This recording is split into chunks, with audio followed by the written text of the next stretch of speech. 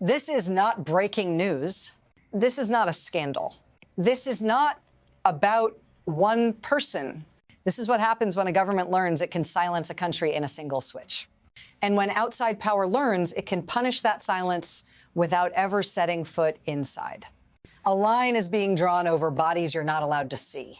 A warning is being issued without saying what the warning actually costs. And a new kind of conflict is forming, one where violence inside a border becomes permission for violence from outside it. If you think this is far away, that's the trap. Because the system being tested here is portable. It can be repeated. It can be copied. Stay with me. Because once this machine starts moving, it doesn't stop on its own. And in a moment, you'll see the real lever, what actually controls whether this escalates or collapses. The assumption most people still carry is simple. That power lives in offices, in uniforms, in speeches, but that is no longer what controls this system. What controls it now is response time. How fast violence is seen, how fast money stops moving, how fast information escapes containment. This is no longer about who governs. It's about who can interrupt the flow. A state can survive outrage. It can survive condemnation. It can even survive bloodshed. What it cannot survive is losing control of three things at once: silence, cash, and credibility. And right now, all three are under pressure, not because of ideology, not because of diplomacy, but because the system has been rewired to react before it can think. And once that happens, restraint becomes the most dangerous move of all, because what looks like patience on the surface is often panic underneath. And that shift didn't happen overnight. It happened slowly, quietly, until no one noticed the rules had changed. There was a time when this kind of moment unfolded in stages. First unrest, then negotiations, then pressure, then maybe intervention. That order no longer exists. What changed wasn't policy, it was tolerance. Before, violence inside a country was treated as an internal matter. Before, information moved slowly enough for denial to work. Before, money could keep flowing even while streets burned. Now, the sequence is compressed. Days become hours. Hours become minutes. A shutdown meant to isolate instead amplifies attention. Force meant to intimidate accelerates exposure. And every attempt to restore control shortens the window for restraint. The most dangerous part is that it feels normal. Like this is how crises always look. But it isn't. This is a system that rewards escalation, punishes delay, and turns every act of suppression into a countdown. And once that countdown starts, no one on either side gets to control how fast it runs. Which brings us to the first shock. Not the biggest one, just the one that made it impossible to pretend this was still theoretical. The shock didn't arrive as an announcement. It arrived as a number, a count that kept rising quietly, relentlessly. Dozens dead, some of them children, not in a battlefield, not in a war zone. But in the open, during unrest that was supposed to be contained, this is where the system flinches. Because numbers like this don't stay local. They trigger thresholds. They invite comparisons. They force decisions that leaders would rather delay. And that's exactly why the response that followed wasn't restraint. It was force. More crackdowns, more warnings, more certainty that backing down would look like weakness. Stay with me here, because this is the moment many people misread. The deaths aren't the story. They are the signal. A signal that control is being tested. A signal that patience is being replaced by fear. A signal that the cost of stopping may now be higher than the cost of continuing. And once that calculation flips, every additional life lost doesn't calm the system. It hardens it, which is when the situation stops being about order and starts becoming about survival. Here's the part that rarely gets said out loud. Force doesn't work on its own. It only works if it can be paid for. Every uniform, every unit, every night of enforcement, all of it runs on cash flow. Not ideology, not loyalty. Money. And this system is fragile, not long-term fragile, short-term fragile. When revenue slows, pressure rises. When pressure rises, force increases. When force increases, legitimacy collapses faster. That's the loop. And inside that loop, the people who benefit are obvious. The apparatus that enforces, the institutions that survive by obedience, everyone else absorbs the damage. In wages, in savings, in silence. What looks like brute strength from the outside is actually a race against insolvency on the inside, which is why the real fear isn't the crowds. It's interruption, because once the money hesitates, once the pipeline even pauses, the entire structure starts making decisions too fast. And systems that decide too fast don't de-escalate. They overcorrect, which is why what comes next doesn't arrive slowly. It arrives all at once. This is where speed replaces strategy. Connections go dark. Screens freeze. Messages stop sending. Silence is enforced. But it doesn't hold.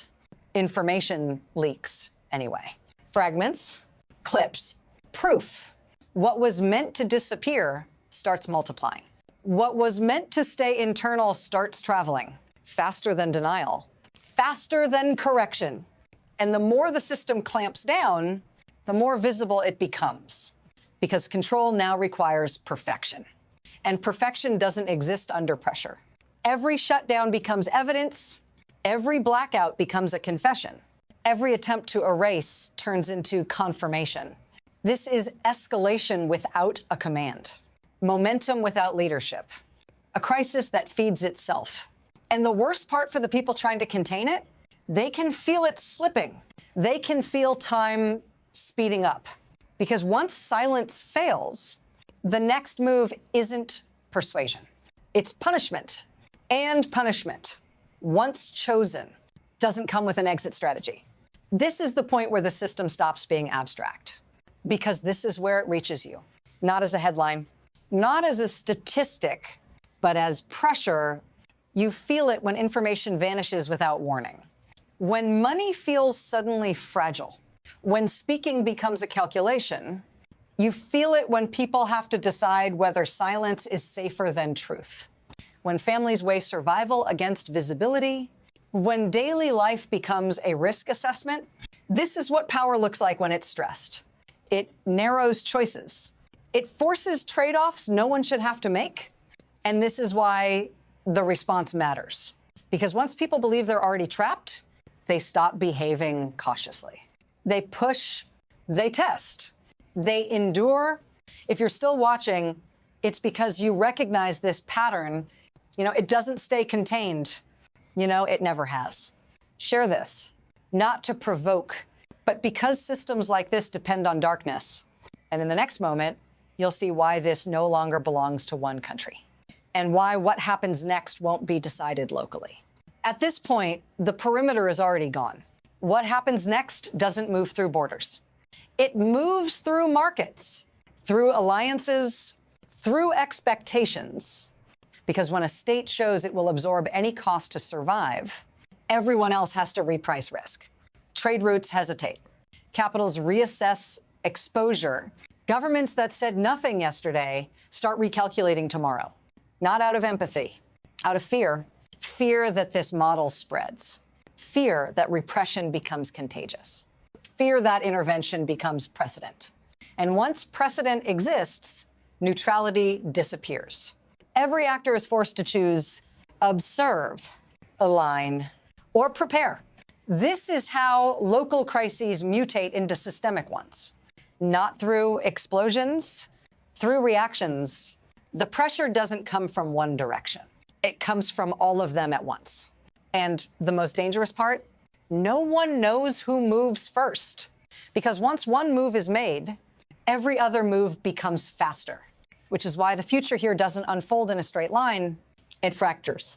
And those fractures are about to multiply. From here, the system only has 3 directions it can move. The first is adjustment. Control loosens just enough to survive. Pressure is redistributed. Nothing breaks, but nothing heals either. The structure remains more brittle than before. The second is erosion, not collapse. Drift, money thins. Authority frays, enforcement costs more than it delivers. The system stays upright but hollow. Functional on paper, unstable in reality. And then there is rupture, fast, uneven, triggered by one decision made too late, or one action taken too far. Rupture doesn't announce itself. It looks like escalation until it isn't. It looks like order right up until it vanishes. What determines which path unfolds isn't ideology. It isn't rhetoric. It isn't even intent. It's timing. Who moves first? Who hesitates? Who misreads silence as control? And the most dangerous thing about this moment is that all three paths still look possible, which means the system hasn't decided yet, but it's running out of time. This is where most coverage stops, right when the danger becomes real, because it's easier to frame this as distant, as cultural, as inevitable. It isn't. What's being tested here is a model where internal force becomes an external trigger, where silence is treated as consent, and where escalation is automated by perception, not intention. Once that model proves it works, it doesn't stay where it started.